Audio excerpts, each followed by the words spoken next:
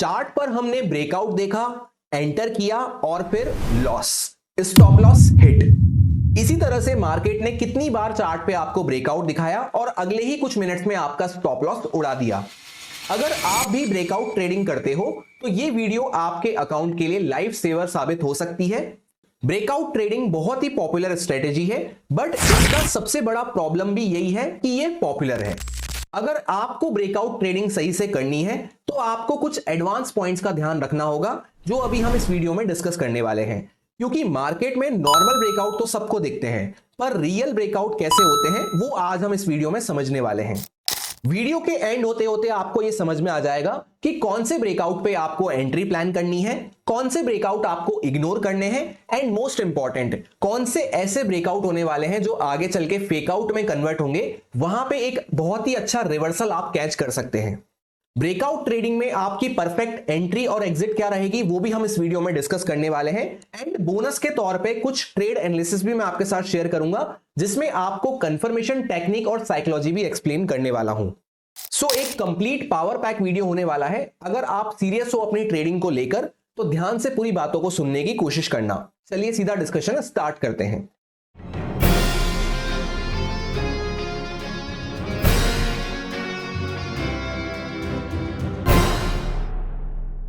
अब सबसे पहला इंपॉर्टेंट पॉइंट, अगर आप ब्रेकआउट के बारे में एडवांस लेवल से समझना चाहते हैं तो आपको यह बात पता होनी चाहिए कि ब्रेकआउट का डायरेक्ट कनेक्शन होता है लिक्विडिटी रन से। लिक्विडिटी रन मतलब क्या होता है, ध्यान से समझना। सबसे पहले आपको लिक्विडिटी का मतलब पता होना चाहिए। अगर नहीं पता है तो चैनल पे मल्टीपल वीडियोस पड़ी हुई है लिक्विडिटी के बारे में, आप डिटेल में चेकआउट कर सकते हैं। सिंपली लिक्विडिटी का मतलब क्या होता है कि अगर प्राइस जैसे यहां पे एक इंपॉर्टेंट रेजिस्टेंस अपना लगा के खड़ा हुआ है, अगर प्राइस इसके ऊपर ब्रेकआउट करना चाहता है तो उसको कंटिन्यूअस लिक्विडिटी मिलनी चाहिए। उसको हम कहते हैं लिक्विडिटी रन। यानी हर लेवल के आसपास जैसे ही प्राइस यहां पे इसके ऊपर निकले, जो भी प्राइस चल रहा हो, यहां पे जो प्राइस चल रहा है इस लेवल के आसपास भी बायर सेलर्स दोनों होने चाहिए, यहां पे बायर सेलर्स दोनों होने चाहिए। इस तरह से प्राइस करता करता ऊपर निकल जाए। तो पहला इंपॉर्टेंट पॉइंट यह है, लिक्विडिटी रन पे हमें फोकस करना है। सेकेंड इंपॉर्टेंट पॉइंट क्या है कि जब प्राइस यहां से ब्रेकआउट कर रहा है तो डबल फोर्स लगना चाहिए, 2x फोर्स के साथ यहां पे ब्रेकआउट होना चाहिए, तभी वो एक सस्टेनेबल ब्रेकआउट हो सकता है। कहने का मतलब क्या है कि ब्रेकआउट हम ट्रेड करते क्यों हैं, क्योंकि हमें फास्ट मोमेंटम चाहिए होता है। जैसे यहां पे ये हमारा एक क्रूशियल रेजिस्टेंस बना हुआ है, तो इसके ऊपर प्राइस जाएगा तो अब यहां पे क्या होगा, ध्यान से समझना। जो लोग यहां पे शॉर्ट करके बैठे हैं, सेल करके बैठे हैं, सब ये रेजिस्टेंस मानते हुए, यहां पे पीछे से आप देखेंगे तो सेलिंग में चार्ट चलता हुआ आ रहा था कंटिन्यूअसली। यहां पे सेलिंग में चार्ट था। निफ्टी 50 का चार्ट मैंने आपके सामने ओपन कर रखा है 5 मिनट टाइम फ्रेम पे। बैक टू बैक सेलिंग थी। यहां पे भी सेम लेवल के आसपास हम बार बार रेजिस्टेंस ले चुके थे। इवन हम इस लेवल के आसपास आके बैक टू बैक यहां पे कंसोलिडेट भी कर चुके थे। यहां पे भी कुछ सेलिंग का मूव दिया था, तो यहां पे भी लोग सेल करके बैठे होंगे। तो अब ये सब लोग जो सेल करके बैठे हुए हैं, अगर प्राइस यहां से स्ट्रॉन्ग मोमेंटम के साथ लिक्विडिटी रन देना चालू करता है तो ये सब लोग भी यहां पे अपनी सेलिंग की पोजीशन जो है एग्जिट करेंगे। अगर कोई भी अपनी शॉर्ट सेलिंग की जो पोजीशन होती है उसको एग्जिट करता है तो अल्टीमेटली वो क्या होता है, बाय ऑर्डर वहां पे एग्जीक्यूट हो रहे होते हैं। जैसे फॉर एग्जांपल मैंने कोई चीज यहां पे शॉर्ट कर रखी है, निफ्टी 50 में मान लो मैंने कुछ भी इंस्ट्रूमेंट को शॉर्ट कर रखा है, फ्यूचर्स शॉर्ट कर रखे हैं। तो अगर प्राइस मेरे लेवल के ऊपर जा रहा है तो मैं शॉर्ट को क्या करूंगा, कवर करूंगा, यानी शॉर्ट से एग्जिट लूंगा। तो शॉर्ट कवर करना या एग्जिट करने का मतलब क्या है कि अल्टीमेटली मैं किस साइड पे ऑर्डर पंच कर रहा हूं, बाय साइड पे। तो पहला तो मैं हो गया, जो शॉर्ट करके बैठा है वो यहां पे बाय के ऑर्डर पंच कर रहा है। दूसरा, अब वो पर्सन है जिसने अभी तक कोई भी ट्रेड प्लान नहीं करी, यहां पे उसका कोई भी ट्रेड नहीं चल रहा है, उसने देखा स्ट्रॉन्ग कैंडल के साथ प्राइस इसके ऊपर निकल रहा है, तो वो भी यहां पे क्या करेगा, वो यहां पे अपने बाय के ऑर्डर पंच करना चालू करेगा। तो इसी को हम कहते हैं 2x फोर्स के साथ ब्रेकआउट होना चाहिए, तभी वो ब्रेकआउट सस्टेन कर पाएगा। अदरवाइज किसी एक का भी फोर्स कम हुआ, या तो शॉर्ट सेलर यहां पे कवर करना चालू नहीं करे, या शॉर्ट सेलर है ही नहीं, या फिर लोग यहां पे बाय करना चालू नहीं करें, दोनों में से एक भी पार्टी अगर कमजोर पड़ी तो फिर वहां पे वो बन जाता है ब्रेकआउट फेलियर, जहां पे प्राइस थोड़ा बहुत मोमेंटम देके वापस से नीचे आ जाता है। इसके अलावा एक और इंपॉर्टेंट पॉइंट क्या है कि सेम लेवल के आसपास हमने बार बार रेजिस्टेंस ले लिया है। तो ये पॉइंट आपको हमेशा पता होना चाहिए कि अगर एक लेवल के आसपास हम बार बार रेजिस्टेंस ले रहे हैं तो वो जैसे क्या हो रहा है, यहां पे आया सेलर्स ने सेल किया, यहां पे आया फिर से सेलर्स ने सेल किया, फिर से सेल किया, फिर से सेल किया, तो वो कितनी बार ही डिफेंड कर पाएंगे। एक टाइम ऐसा आएगा जब वो गिव अप कर देंगे वहां से और प्राइस फिर वहां से शूट अप हो जाएगा। उल्टा वो लोग जो सब यहां पे शॉर्ट करके बैठे हैं वो भी कवर करना चालू कर देंगे। तो 2x फोर्स से प्राइस फिर यहां पे ऊपर की साइड पे निकलना चालू कर देगा। तो इसको कहते हैं एक्चुअल ब्रेकआउट। जो हम रियल ब्रेकआउट में कंसीडर करते हैं उसमें दो पॉइंट सबसे ज्यादा क्रूशियल होते हैं, लिक्विडिटी रन और दूसरा 2x फोर्स। अब जैसे मैं आपको यहां पे आगे का चार्ट प्ले करके दिखाता हूं, ध्यान से देखना। क्या हुआ, प्राइस यहां पे ब्रेकआउट किया, ब्रेकआउट के बाद क्या है, वापस से आया, उसी लेवल के आसपास रीटेस्ट करा और फिर वापस से यहां पे ऊपर निकलना चालू किया है। और थोड़ा सा आगे का चार्ट हम देखते हैं, एक जबरदस्त मोमेंटम यहां पे करता हुआ नजर आया, कंटिन्यूअस मोमेंटम में यहां पे जाता रहा। तो जैसा मैंने आपसे कहा, ये यहां पे सक्सेसफुल क्यों हो पाया, ब्रेकआउट करने के बाद भी रीटेस्ट करके भी सक्सेसफुल क्यों हो पाया, क्योंकि यहां पे दोनों पॉइंट स्टिक हो रहे थे। जो पहला पॉइंट मैंने आपसे कहा ना, लिक्विडिटी रन का भी मतलब क्या होता है अल्टीमेटली, कि यहां पे हर लेवल के आसपास उसको स्टॉप लॉस मिलने चाहिए प्राइस को। यानी प्राइस यहां से निकल रहा है तो उसको इस लेवल के आसपास, इस लेवल के आसपास, इस लेवल के आसपास, हर लेवल के आसपास 2x फोर्स मिलना चाहिए और स्टॉप लॉस मिलते जाने चाहिए। किसके स्टॉप लॉस, अगर हम बाइंग साइड पे ब्रेकआउट प्लान कर रहे हैं तो सेलर्स के स्टॉप लॉस, जो यहां पे सब लोग बैठे हैं। जैसे जैसे प्राइस धीरे धीरे ऊपर निकलेगा एक चेन रिएक्शन बनेगा, उससे क्या होगा, सेलर्स अपनी पोजीशन कवर करेंगे और प्राइस फिर धीरे धीरे ऊपर निकलता जाएगा। अब इतने से डिस्कशन में ही काफी लोगों के मन में एक क्वेश्चन आएगा कि यहां पे ब्रेकआउट सक्सेसफुल हो गया, इसलिए मैं यहां पे चार्ट आपको रिप्ले करके दिखा रहा हूं। तो ऐसा बिल्कुल भी नहीं है। ये जो एग्जैक्ट यहां से मोमेंटम निकला है, यहां से लेकर पूरा यहां तक, मैंने इसको सेंसेक्स के चार्ट में एज इट इज कैप्चर किया था, जिसका डिटेल ट्रेड एनालिसिस भी आप लोगों के साथ, अगर आप मेंबर्स होंगे चैनल के, तो आपके साथ हाथों हाथ सेम डे पे शेयर हुआ था। ये वाला वो वीडियो था। अगर आपने नहीं चेकआउट किया है तो चैनल की मेंबरशिप ज्वाइन करके आप चेकआउट कर सकते हैं। मैं यहां पे जस्ट आपको एक स्क्रीनशॉट शेयर कर देता हूं कि यहां पे कोई भी बात हम ऐसी नहीं कर रहे हैं जो चार्ट हो जाने के बाद हम डिस्कस कर रहे हैं। अब हम आगे का डिस्कशन कंटिन्यू करते हैं। आगे का चार्ट अगर आप ध्यान से देखेंगे, यहां से हमने ब्रेकआउट किया, ब्रेकआउट सक्सेसफुल होता हुआ नजर आया, उसके बाद वापस से प्राइस जो है यहां पे कंसोलिडेट कर रहा है। तो क्या ये अगर ब्रेकआउट यहां से करता है, ये सक्सेसफुल हो सकता है या फिर नहीं, इसको हम क्रॉस चेक कैसे करेंगे, ध्यान से देखना। सबसे पहली बात, यहां से एक अच्छा मोमेंटम निकला, उसके बाद जो लोग यहां पे वीक हैंड्स वगैरह होंगे, जो रिटेलर्स वगैरह होंगे यहां पे, उन सबको मार्केट ने एक शार्प कैंडल बना के, शार्प रिजेक्शन देके हटा दिया है। तो ये पॉइंट अपने आप में कंसिडर करना बहुत जरूरी है। अगर आप कोई भी ब्रेकआउट ट्रेडिंग करना चाहते हैं तो वहां पे आपके साथ रिटेलर्स की पोजीशन या वीक हैंड्स वगैरह की पोजीशन नहीं होनी चाहिए। ऐसा मैं क्यों कह रहा हूं, क्योंकि ध्यान से समझना, मैंने पहले पॉइंट में आपको क्या शेयर किया था, लिक्विडिटी रन की जरूरत होती है। तो लिक्विडिटी रन कब होगा, जब वहां पे सब लोग एक साथ बाय या सेल नहीं कर रहे होंगे। जैसे मान के चलो, अगर यहां पे हर कोई बाय कर रहा है तो फिर यहां पे सेल कौन करेगा। तो उसमें तो कैसा है, ऑपरेटर वगैरह जो होते हैं, स्मार्ट मनी जो होते हैं, उनके ऑर्डर्स फुलफिल नहीं हो पाते। और लिक्विडिटी रन की खासियत यही है कि हर लेवल के आसपास, जैसे मैंने आपसे कहा, अगर यहां से प्राइस को ब्रेकआउट करना है तो हर लेवल के आसपास जो है ऑर्डर एग्जीक्यूट होता चलना चाहिए। तो उसके लिए हमें क्या है, दोनों पार्टी की इक्वल जरूरत है कि वहां पे कोई सेल करने वाला भी हो और उसको कोई बाय करने वाला भी हो। जैसे यहां पे क्या था, ये सब जो पीछे के सेल करके बैठे थे, ये धीरे धीरे अपनी पोजीशन कवर किए, तो वहां पे ऑटोमेटिकली वो बाय होता गया। और साथ में बाकी लोग, कुछ लोगों को क्या लग रहा होगा कि प्राइस यहां से ब्रेकआउट किया है, रिट्रेसमेंट ले रहा है, तो बाकी लोग भी यहां पे सेल कर रहे होंगे, सेल कर रहे होंगे, सेल कर रहे होंगे, और ऐसे करते करते प्राइस जो है ऊपर शूट अप कर गया। अब यहां पे करंट स्ट्रक्चर को ध्यान से देखना। इसमें इंपॉर्टेंट पॉइंट सबसे ज्यादा आपके लिए क्या है कि प्राइस ने एक अच्छा मूव किया, उसके बाद यहां पे शार्प मोमेंटम देके, कैंडल वगैरह बना के शार्प आसपास के रिटेलर्स को और वीक हैंड्स को हटा दिया है।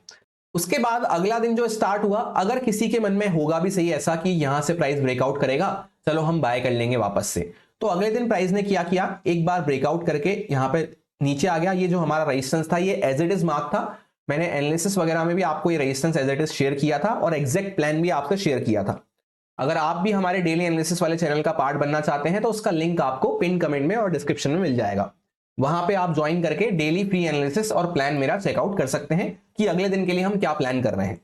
तो ये दिन था 31 तारीख का, 1 जनवरी का ये दिन था। यहां पे हम जो एग्जैक्ट प्लान किए थे वो मैं आपको वापस से रिमाइंड करवा देता हूं कि यहां पे प्राइस एक अच्छा मूव देता देता आया था, उसके बाद प्राइस ने शार्प पुल बैक दिया था।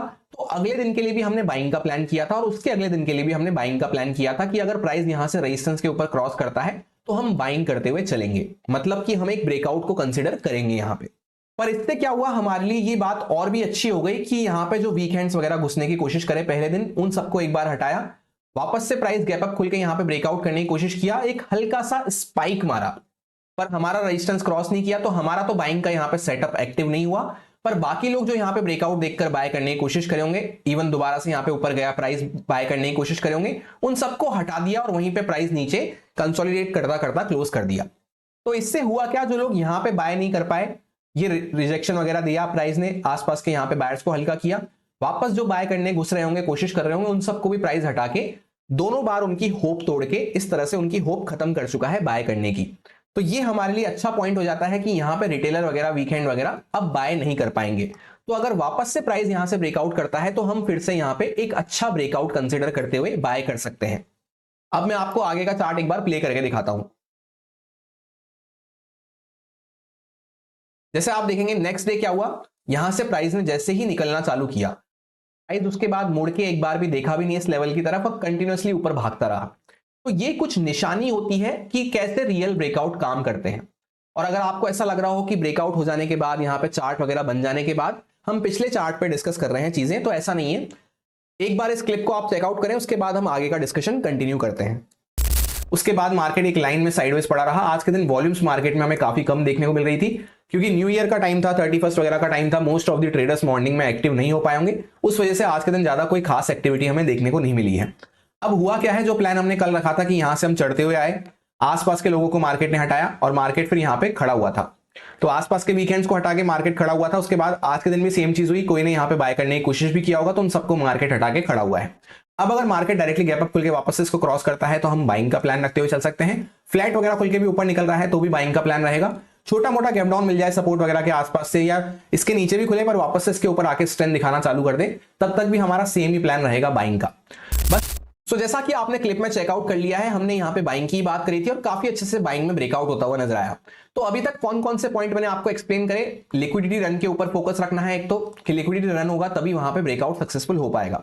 सेकंड पॉइंट हमने क्या डिस्कस किया, 2x फोर्स जरूरी है।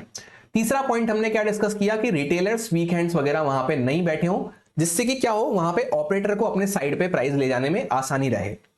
तो उसके लिए हमने क्या चेक किया कि उनको प्राइस या तो हटा दे, उनकी होप वगैरह तोड़ दे, उनका माइंडसेट थोड़ा चेंज कर दे, उसके बाद हम उस फेवर में प्लान कर सकते हैं।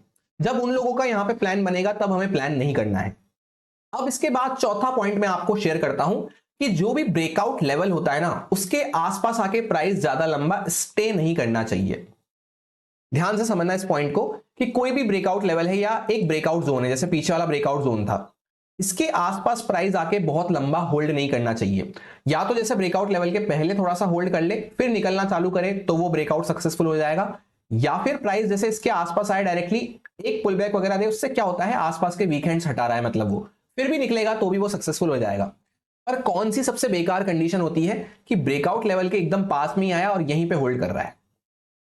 ऐसे में क्या होता है, सब लोगों को दिख जाता है कि प्राइस यहां से ब्रेकआउट करने वाला है, ब्रेकआउट करने वाला है, तो ये 10 में से 2 बार तो आपको सक्सेसफुल होता हुआ नजर आएगा, बाकी 8 बार ये फेल हो जाता है। तो ध्यान से समझ लेना कंडीशन कौन सी अच्छी है कि या तो प्राइस उसके दूर, जैसे यहां पे कंसोलिडेट किया ना, उससे दूर कंसोलिडेट करे फिर ब्रेकआउट वगैरह करना चालू करे, या फिर उससे भी बेटर है कि प्राइस जैसे यहां पे आए लेवल के आसपास, फिर एक पुल बैक वगैरह जर्क वगैरह दे दे, यहां पे रुके नहीं, फिर भले दोबारा निकलेगा तो भी वो ब्रेकआउट सक्सेसफुल हो जाएगा। सिमिलरली इस पॉइंट को आगे वाले ब्रेकआउट पे भी लगा के देखो वापस से।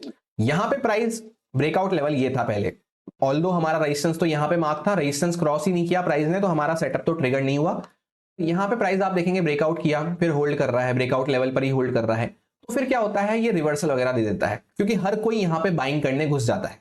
तो ब्रेकआउट जोन पे या ब्रेकआउट लेवल पे स्टे नहीं करना चाहिए। अब यहां पे अगले दिन क्या हुआ, सीधा प्राइस खींच के ऊपर निकला, हल्का सा पुल बैक दिया और कंटिन्यू करना चालू कर दिया। ज्यादा रुकना ही नहीं चाहिए, और यही साइन होता है कंफर्मेशन का कि हाँ लिक्विडिटी रन यहां पे अच्छे से काम कर रहा है। क्योंकि देखो ध्यान से समझो, सेकंड पॉइंट क्या था, 2x फोर्स के साथ निकलना चाहिए। तो अगर एक्चुअल में यहां पे 2x फोर्स है, लिक्विडिटी है यहां पे, तो प्राइस सीधा शूट अप कर जाएगा, वो यहां पे इतना लंबा इस तरह से होल्ड नहीं करेगा। तो अगर होल्ड कर रहा है, मान लो जैसे आप गलती से यहां पे एंटर कर भी गए, होल्ड करना चालू कर रहा है, बहुत लंबा ही होल्ड कर लिया, क्योंकि ये दिखने में आपको छोटा लग रहा है पर 5 मिनट की कैंडल है ये, तो 1 2 3 4 5 6 7 8 9 10 11 कैंडल, यानी कि ऑलमोस्ट 1 घंटे के आसपास प्राइस यहीं पे होल्ड कर रहा है। मतलब वो ब्रेकआउट नहीं करना चाहता, उसके पास ऊपर जाने के लिए या तो लिक्विडिटी नहीं है या फिर 2x फोर्स अवेलेबल नहीं है। तो ऐसे में क्या है, आपको निकल जाना है वहां से छोटे मोटे लॉस में या कॉस्ट टू कॉस्ट उसको कट करके। अब इसके बाद फिफ्थ इंपॉर्टेंट पॉइंट में आपको ये ध्यान रखना है कि हमने ये बात करी स्टे तो नहीं करना चाहिए, फोर्थ पॉइंट में हमने ये डिस्कस किया स्टे नहीं करना चाहिए प्राइस उस लेवल के आसपास। दूसरी बात, दूर से अगर चलता चलता आ रहा है, दूर से चलने का क्या साइन होता है कि बैक टू बैक अगर सेम कलर की 4 से 5 कैंडल्स बना के प्राइस उस लेवल को ब्रेकआउट कर रहा है, तो भी हमें वहां पे एंटर नहीं करना है, क्योंकि उसमें फिर से वापस से जो हमारा पहला वाला पॉइंट है लिक्विडिटी रन का, वो वहां पे लिक्विडिटी खत्म होने वाली है। अब जैसे ये बिटकॉइन का चार्ट मैंने आपके सामने ओपन कर लिया है 1 आवर टाइम फ्रेम पे, जो फिफ्थ पॉइंट मैंने आपसे शेयर किया ना कि back to back green candles के साथ या दूर से अगर मोमेंटम चलता चलता आ रहा है, जैसे मोमेंटम कहां से स्टार्ट हुआ, यहां से ऐसे स्टार्ट हुए मोमेंटम में हमने क्या किया, यहां पे ये जो हमारा क्रूशियल एक रेजिस्टेंस का जोन बना हुआ था, इसका हमने ब्रेकआउट कर दिया। तो यहां पे इस टाइप के ब्रेकआउट जो है फेलियर में कन्वर्ट हो जाते हैं, और इसी बेसिस पे एग्जैक्ट ये ट्रेड मैंने आज के दिन प्लान करी थी। वापस से आप ध्यान से देखो, यहां पे मैं जूम करके दिखाता हूं आपको। तो ब्रेकआउट हमने कैसे किया है, यहां से हम चलना चालू किए, ऑलरेडी इतना अच्छा पॉइंट्स यहां पे निकल चुके हैं, फिर प्राइस ने जाते आते भी एंड में क्या किया, बहुत ही बड़ी मैसिव यहां पे ग्रीन कैंडल बना दी। तो इससे होता क्या है कि सारे पॉइंट्स ही हमारे फेल हो जाते हैं, लिक्विडिटी यहीं से खत्म होना चालू हो गई। दूसरा 2x फोर्स हमारा यहां जाते आते खत्म हो गया। तीसरी बात, सब लोगों को ये बड़ी बड़ी कैंडल्स दिखना चालू हो गई, तो वो सब भी बाय करने चालू कर दिए। तो सारे पॉइंट्स ही यहां पे जब टिक नहीं होते, तब ये इस टाइप के ब्रेकआउट हमारे फेल हो जाते हैं। और ऐसे में हमें क्या करना है, परफेक्ट रिवर्सल हम यहां पे कैच कर सकते हैं, हमें यहां पे बहुत अच्छे रिवर्सल्स देखने को मिलते हैं। जैसा कि ये है हमारा प्राइवेट वीआईपी क्रिप्टो ग्रुप, इसमें एग्जैक्ट ट्रेड मैंने आपके साथ यहां पे शेयर करी थी। अगर आप यहां पे इस स्क्रीनशॉट को चेकआउट करेंगे, तो ब्रेकआउट फेलियर मतलब क्या होता है, liquidity grab. Basically liquidity grab का क्या मतलब है कि लिक्विडिटी रन नहीं मिल पाया, रन और ग्रैब अपोजिट होते हैं। अगर लिक्विडिटी रन मिल रहा है मतलब तो प्राइस क्या है, निकलता रहेगा। लिक्विडिटी ग्रैब कब होता है, जब रन खत्म हो जाता है, मतलब लिक्विडिटी खत्म हो जाती है, तो फिर वो ग्रैब करके वापस से फेलियर में आ जाता है। तो यहां पे प्रॉपर लिक्विडिटी ग्रैब का कंसेप्ट लगता हुआ नजर आया, क्योंकि फर्दर ऊपर जाने के लिए लिक्विडिटी रन लेने के लिए नहीं था लिक्विडिटी। इस बेसिस पे एग्जैक्टली आपको प्राइवेट क्रिप्टो वीआईपी ग्रुप में ये ट्रेड शेयर करी गई थी, और इसका आप आउटकम चेकआउट कर सकते हैं। यहां पे जबरदस्त वन वे सेलिंग हमें देखने को मिली। तो हमेशा ध्यान रखना, अगर लिक्विडिटी खत्म हो गई है, वहां पे कोई ब्रेकआउट हो रहा है, तो बहुत ही अच्छे रिवर्सल, बहुत ही प्यारे ब्रेकआउट फेलियर आपको कैच करने को मिलते हैं, जैसे यहां पे हमने कैच किया, जहां पे ऑलमोस्ट 70-80% के आसपास के रिटर्न्स हमने कैप्चर किए। अगर आप भी इस प्राइवेट वीआईपी क्रिप्टो ग्रुप का पार्ट बनना चाहते हैं, तो फ्री ऑफ कॉस्ट बन सकते हैं, कोई भी चार्जेस आपसे नहीं लिए जाएंगे। बस 3 स्टेप्स का क्राइटेरिया आपको फुलफिल करना है। सबसे पहले स्टेप में डिस्क्रिप्शन में आपको डेल्टा एक्सचेंज का लिंक मिलेगा, उस पर आपको अपना अकाउंट ओपन करना है, वहां पे 3 से 4 ट्रेड प्लान करनी है अपनी एक्टिवनेस और अपनी प्रेजेंस को शो करने के लिए। देन उसके बाद थर्ड स्टेप में आपको डिस्क्रिप्शन में गूगल फॉर्म का लिंक मिलेगा, उस फॉर्म को फिलअप कर देना है। ये 3 स्टेप्स आप अच्छे से कंप्लीट कर लेते हैं, तो 7 से 10 दिन के अंदर में आपके जीमेल आईडी पे मेरी टीम इनवाइट लिंक सेंड कर देगी इस टेलीग्राम ग्रुप का, जिसके थ्रू आप हमारे वीआईपी कम्युनिटी को ज्वाइन कर सकते हैं। और यहां पे आपको एक ऐसा फीचर मिलता है जो आपको किसी वीआईपी कम्युनिटी में नहीं मिलेगा। इसका चैट बॉक्स भी मैंने ओपन कर रखा है आप लोगों के लिए, जहां पे बाकी लोग भी अपना माइंडसेट, अपने रिटर्न्स वगैरह शेयर करते रहते हैं। तो आप एक हेल्दी और एक्टिव कम्युनिटी हमारी ज्वाइन कर सकते हैं, जहां पे सब मिलकर साथ में हम ग्रो करें। FIU रजिस्टर्ड ब्रोकर है डेल्टा एक्सचेंज, जिसपे आप इजीली ट्रस्ट कर सकते हैं। मैं खुद पिछले कई महीनों से यूज कर रहा हूं, और 10% आपको स्ट्रेट फॉरवर्ड ट्रेडिंग फीस पे भी डिस्काउंट मिलेगा अगर आप मेरे लिंक से अकाउंट ओपन करते हैं, जो आपको डिस्क्रिप्शन में दिया हुआ है। अब 6th इंपॉर्टेंट पॉइंट जो आपको ब्रेकआउट ट्रेडिंग में ध्यान रखना है, कि जैसे फॉर एग्जांपल कोई भी एक लेवल है, उसके ऊपर प्राइस ने ब्रेकआउट किया, एक बार ब्रेकआउट ऑलरेडी वो फेल कर चुका है, तो नेक्स्ट टाइम अगर कभी भी वो निकलता है, तो इस बार हाई चांसेस रहेंगे कि वो ब्रेकआउट सस्टेन कर सकता है, क्योंकि इसको हम प्रोबेबिलिटी बेसिस पे समझते हैं कि एक बार प्रोबेबिलिटी वाइज जब उसने ब्रेकआउट को फेल कर दिया है, तो अगली बार चांसेस बढ़ जाते हैं कि वो ब्रेकआउट सस्टेन कर सकता है। जैसे यहीं पे रिसेंट एग्जांपल में जो हम डिस्कस कर रहे थे, इसमें अगर आप ध्यान से चेकआउट करोगे, तो पहले प्राइस ने यहां पे निकलने की कोशिश करी। मैं आपके लिए इसको एक यहां पे इस तरह से लेवल की तरह से मार्क करता हूं। तो पहले प्राइस ने क्या किया, यहां पे निकलने की कोशिश करी, पर ब्रेकआउट को फेल कर दिया। अगली बार प्राइस जब इसके ऊपर निकला, तो डायरेक्टली हमें एक अच्छा मूव देखने को मिला, रिटेस्ट किया और वापस से कंटिन्यू कर दिया। तो इस 6th पॉइंट को भी आपको ध्यान रखना है कि प्रोबेबिलिटी बेसिस पे अगर एक जोन के आसपास जाके या एक लेवल के आसपास जाके ऑलरेडी ब्रेकआउट फेल कर चुका है प्राइस, तो अगली बार हाई चांसेस है वहां पे निकलने के। इस चीज को अगर हम स्मार्ट मनी कंसेप्ट्स के टर्म्स में समझते हैं, तो जैसे प्राइस एक बार गया, यहां पे लिक्विडिटी ग्रैब करके वापस से नीचे आ गया, तो अगली बार वापस से जाएगा और लिक्विडिटी ग्रैब करके नीचे आएगा। ऐसे करने के चांसेस होते हैं, पर बहुत कम होते हैं। यानी 10 में से 7 बार फिर आपको क्या देखने को मिलेगा, अगर दोबारा से जाके वो ब्रेकआउट कर रहा है, तो वो ब्रेकआउट सस्टेन कर जाता है। 3 बार कभी कभी हो सकता है कि वापस से गया और फिर से फेल हो गया, पर मैक्सिमम टाइम चांसेस ये रहते हैं कि वो ब्रेकआउट नेक्स्ट टाइम में सस्टेन कर जाता है। तो इस पॉइंट पे आपको खास फोकस रखना है। और ये जो भी पॉइंट्स मैं आपके साथ शेयर करता हूं ना, ये सिर्फ वही लोग जानते हैं जिनको सालों का एक्सपीरियंस है ट्रेडिंग करते करते। अगर आप खुद से ये चीजें सीखने जाएंगे तो बहुत टाइम आपको लग जाएगा, लाखों रुपए आप लॉस कर देंगे। तो अगर आपको वीडियो अच्छा लग रहा है, इस टाइप की लर्निंग्स आपको पसंद आ रही हैं, तो वीडियो को लाइक कमेंट करके अप्रिशिएट कर सकते हैं, मुझे मोटिवेट कर सकते हैं। और इस वीडियो के नीचे अगर ज्यादा से ज्यादा यस कमेंट मिलते हैं, मुझे बहुत सारे यस कमेंट मिलते हैं, तो नेक्स्ट वीडियो रहेगा इंजीनियरिंग लिक्विडिटी पे, जहां पे लिक्विडिटी को किस तरह से चार्ट पे इंजीनियर किया जाता है, यानी क्रिएट किया जाता है, आप लोगों को किस तरह से ट्रैप किया जाता है लिक्विडिटी जनरेट करने के लिए, वो हम समझने वाले हैं। और उसी वीडियो में हम इंटरनल लिक्विडिटी और एक्सटर्नल लिक्विडिटी के बारे में भी समझने वाले हैं कि किस तरह से इंटरनल और एक्सटर्नल लिक्विडिटी पे हम काम कर सकते हैं। तो अगर आपको इंजीनियरिंग लिक्विडिटी पे वीडियो चाहिए तो आप यस कमेंट कर सकते हैं, बहुत सारे, एटलीस्ट 3000 प्लस मुझे कमेंट्स मिलते हैं और 6000 प्लस मुझे लाइक्स मिलते हैं वीडियो पे, तो मैं जल्द से जल्द आपको इंजीनियरिंग लिक्विडिटी सिखाने की कोशिश करूंगा। क्योंकि अल्टीमेटली कोई भी ब्रेकआउट हो या कुछ भी हो, बिना लिक्विडिटी के प्राइस मूव कर ही नहीं सकता। कोई भी आपका सेटअप हो, कोई भी आपकी स्ट्रेटेजी हो, बिना लिक्विडिटी के वो चल ही नहीं सकती। जैसे इस वीडियो में भी सबसे पहला पॉइंट हमने क्या डिस्कस किया था कि एक ब्रेकआउट को सस्टेन करने के लिए लिक्विडिटी रन की जरूरत होती है, और अगर प्राइस जाके वापस से नीचे आ जाता है, मतलब उसको रन नहीं मिल पा रहा, तो उसको हम कहते हैं लिक्विडिटी ग्रैप। तो प्राइस का हर मूवमेंट चलता है लिक्विडिटी पे। अब हम चलते हैं 7th इंपॉर्टेंट पॉइंट पे, जहां पे एक बहुत ही अच्छा इंडिकेटर मैं आपके साथ शेयर करने वाला हूं, जिसके थ्रू भी आप ये चेकआउट कर सकते हैं कि कौन सा ब्रेकआउट जो है सस्टेन करेगा और कौन से ब्रेकआउट के फेल होने के चांसेस ज्यादा है।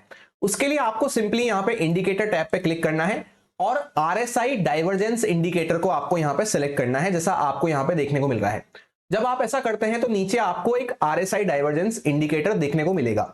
इसमें आपको क्या ध्यान रखना है कि जैसे यहां पे मैं आपको बताता हूं, पहली बार जब प्राइस यहां पे इस लेवल के आसपास आया तो यहां पे RSI की वैल्यू नीचे आपको चेकआउट करनी है क्या चल रही थी।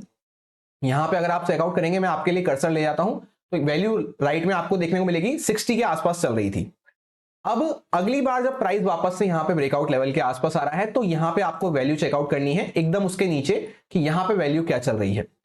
अगर आप ध्यान से चेकआउट करेंगे, मैं वापस से कर्सर लेके गया यहां पे, राइट में आप चेकआउट करेंगे 76 के आसपास, यहां पे एग्जैक्टली 75 76 की वैल्यू चल रही है।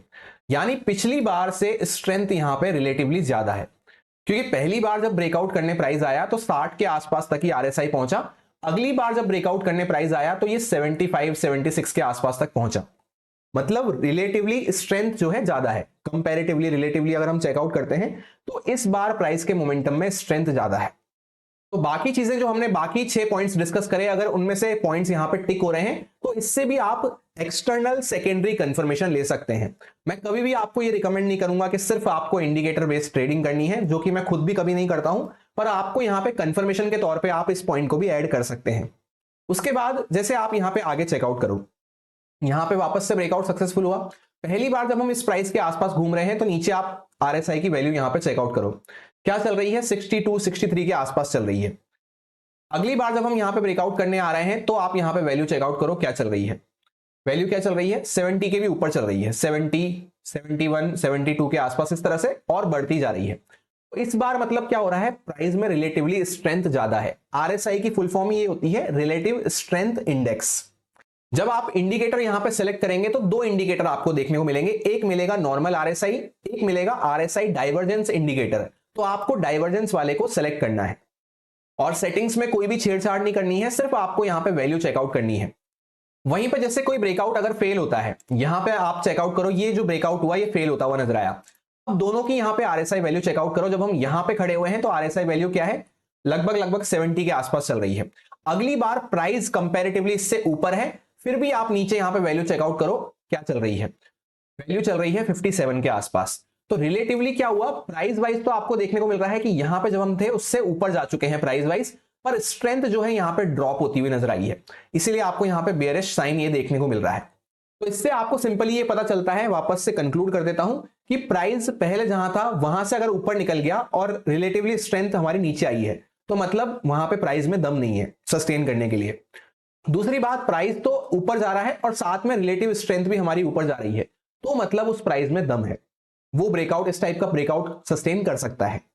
और ऐसा ही आपको बार बार देखने को मिलेगा। जैसे आगे एक और एग्जांपल आपके साथ में शेयर करता हूं, यहां से प्राइस ने एक ब्रेकआउट को प्रॉपर्ली फेल किया, तो अब यहां पे रिलेटिव स्ट्रेंथ इंडेक्स को आप नीचे चेकआउट करो। पहले जब प्राइस यहां पे था तो क्या चल रही थी, RSI की वैल्यू 70 71 के आसपास। अगली बार प्राइस उससे भी ऊपर है, यहां पे जो हाई लगाया उससे भी ऊपर प्राइस चल रहा है, पर स्टिल यहां पे आप वैल्यू चेकआउट करो तो नीचे उससे कम है। यानी पहले यहां पे 70 के आसपास चल रही थी और अब 65 64 के आसपास चल रही है, इसीलिए यहां पे डाइवर्जेंस जो है आपको इस तरह से नीचे की साइड पे देखने को मिल रहा है। इस तो यहां पे ऊपर की साइड पे बड़ा है और डाइवर्जेंस कहां पे, नीचे की साइड पे क्रिएट हुआ है। मतलब ये दोनों जब अपोजिट साइड पे चले जाते हैं तो वो सस्टेन नहीं कर सकता प्राइस। प्राइस भी ऊपर जाए और ये भी ऊपर जाए तभी वो ब्रेकआउट सस्टेन कर सकता है। दोनों को इस तरह से होना जरूरी है। ऐसे ही अगर हम ब्रेकडाउन की बात करते हैं तो उसमें बस उल्टा हो जाता है कि यहां पे स्ट्रेंथ हमें और कम दिखनी चाहिए। जैसे यहां पे हमने एक लो लगाया, इसके आसपास से हम ऊपर गए तो इस टाइम पे नीचे हमारी आरएसआई की वैल्यू क्या थी, एग्जैक्टली 38 के आसपास। अगली बार जब हम वापस से उसी सेम लो के आसपास आ रहे हैं, यानी प्राइस वाइज तो हम सेम जगह पे आए हैं, पर यहां पे आरएसआई की वैल्यू कितनी ज्यादा ड्रॉप हो चुकी है, 30 के आसपास जा चुकी है। यानी कि प्राइस यहां पे तो सेम देखने को मिल रहा है, पर यहां पे डाइवर्जेंस इस तरह से नीचे क्रिएट हुआ है। मतलब ये अगर ब्रेकडाउन होता है तो ये यहां पे सस्टेन कर सकता है, और यही रीजन है कि यहां पे ब्रेकडाउन सस्टेन होता हुआ भी नजर आया। तो कुल मिला के अगर प्राइस सेम लेवल के आसपास पहुंचा है और आरएसआई की वैल्यू बड़ी है तो वहां से ब्रेकआउट सक्सेसफुल हो सकता है, और प्राइस अगर सेम लेवल के आसपास पहुंचा है और आरएसआई की वैल्यू गिरी है तो वहां से प्राइस वापस से नीचे आ सकता है। दोनों साथ में चलते हुए जा रहे हैं मतलब प्राइस में स्ट्रेंथ कंटिन्यूअसली बनी हुई है, दोनों साथ में गिरते हुए जा रहे हैं मतलब प्राइस में वीकनेस कंटिन्यूअसली बनी हुई है। इस तरह से आप इस कंसेप्ट को अच्छे से याद रख सकते हैं। बाकी आप खुद से मल्टीपल एग्जांपल्स चेक करेंगे तो आपको कंफर्मेशन मिल जाएगा और आपके माइंड में वो कंसेप्ट सॉलिड हो जाएगा। अब आपको सारी बातें एक साथ रिकॉल हो जाए, इसलिए सारी चीजें आपके लिए समरी बना के एक बार प्रेजेंट कर रहा हूं मैं। सबसे पहली बात, वीडियो में हमने डिस्कस किया कि ब्रेकआउट ट्रेडिंग किस तरह से होती है। उसके लिए जब आप ब्रेकआउट को कंसीडर करने जाएं तो हमने कुछ पॉइंट्स वहां पे डिस्कस करे, जहां पे 1 2 3 4 5 6 और 7वां पॉइंट हमने इंडिकेटर वाला डिस्कस किया। जब भी आपको ब्रेकआउट करना है तो पहली बात, हर ब्रेकआउट को आपको ट्रेड नहीं करना, आपको कुछ पॉइंटर्स लगा के वहां पे चेक कर लेना है कि क्या ये ब्रेकआउट सस्टेन कर सकता है या फिर नहीं। जिसमें सबसे पहला पॉइंट होता है कि वहां पे लिक्विडिटी रन की जरूरत होती है, और लिक्विडिटी रन और लिक्विडिटी ग्रैब एक दूसरे के अपोजिट होते हैं। जैसे यहां से प्राइस ने ब्रेकआउट करके फेल कर दिया, मतलब अपर साइड पे लिक्विडिटी खत्म हो गई, तो ये होता है लिक्विडिटी ग्रैब। और प्राइस अगर ब्रेकआउट करके सस्टेन कर रहा है तो उसको हम कहते हैं लिक्विडिटी रन। उसको डिटेल में मैंने आपको एक्सप्लेन कर दिया कि लिक्विडिटी रन कब होता है, जब वहां पे हर लेवल के आसपास ऑर्डर एग्जीक्यूट होता हुआ चले। सेकेंड पॉइंट में हमने डिस्कस करा कि अगर एक्चुअल में ब्रेकआउट को सस्टेन करना है तो वो 2x फोर्स के साथ मूव करता है। इसके बाद थर्ड पॉइंट में हमने डिस्कस करा कि वहां पे रिटेलर वीक हैंड्स वगैरह एंटर नहीं करने चाहिए। अगर आपको ऐसा साइन मिल रहा है कि कोई रिटेलर्स वीक हैंड्स वगैरह वहां पे घुस सकते हैं या हर किसी का माइंडसेट बाइंग साइड पे हो सकता है, तो आपको उस टाइप के ब्रेकआउट को कंसीडर नहीं करना है ट्रेडिंग के लिए। फोर्थ पॉइंट में हमने डिस्कस करा कि अगर ब्रेकआउट लेवल के आसपास आके प्राइस लंबा स्टे कर रहा है, जैसे यहां पे भी क्या हुआ, ये ब्रेकआउट लेवल ही था, ब्रेकआउट लेवल के आसपास आके प्राइस काफी लंबा स्टे करा तो वो फेलियर में कन्वर्ट हो गया।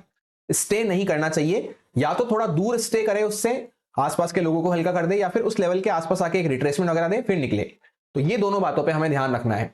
इसके बाद फिफ्थ इंपॉर्टेंट पॉइंट में हमने देखा कि अगर back to back same colour की कैंडल्स के साथ या थोड़ा दूर से चलते चलते, जैसे यहां पे भी दूर से चलते चलते या इस तरह की back to back same colour की कैंडल के साथ कोई ब्रेकआउट हो रहा है, तो उस टाइप के ब्रेकआउट के फेल होने के चांसेस बहुत ज्यादा रहते हैं।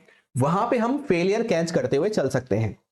उसके बाद सिक्स्थ पॉइंट में हमने ये डिस्कस करा कि प्रोबेबिलिटी वाइज अगर एक ब्रेकआउट एक लेवल के आसपास जाके जैसे फेल कर चुका है तो अगली बार उसके सस्टेन करने के चांसेस बहुत ज्यादा रहते हैं। इसके बाद फाइनल और सेवेंथ पॉइंट हमने डिस्कस करा जिससे आप एक्सटर्नल एडिशनल कंफर्मेशन ले सकते हैं, वो है आरएसआई डाइवर्जेंस इंडिकेटर। इंडिकेटर को आपको कभी भी सबसे पहले नहीं रखना है, इसीलिए मैंने उसको सबसे लास्ट आखिरी पॉइंट में डिस्कस किया है।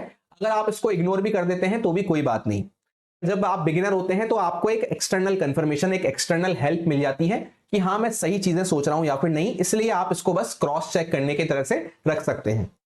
और साथ में इस वीडियो में मैंने आपके साथ शेयर किया कि अगर आप वीडियो के नीचे ज्यादा से ज्यादा यस कमेंट करते हैं तो नेक्स्ट वीडियो आपको मिलेगा इंजीनियरिंग लिक्विडिटी के ऊपर, जिसमें हम ये डिस्कस करने वाले हैं कि एक्सटर्नल इंटरनल लिक्विडिटी क्या होती है और कैसे चार्ट पे लिक्विडिटी जनरेट की जाती है।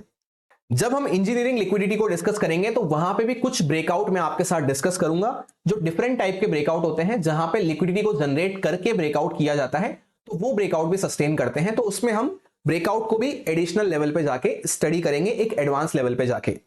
यानी ऐसा आप कह सकते हैं छोटा सा पार्ट ब्रेकआउट के रिलेटेड हम उस वीडियो में डिस्कस करने वाले हैं, जहां पे कुछ एडवांस ब्रेकआउट, जहां पे इंजीनियरिंग लिक्विडिटी कंसेप्ट लगाने के बाद वो कंप्लीट होता है, तब उसको भी हम कैसे ट्रेड कर सकते हैं वो भी हम डिस्कस करेंगे।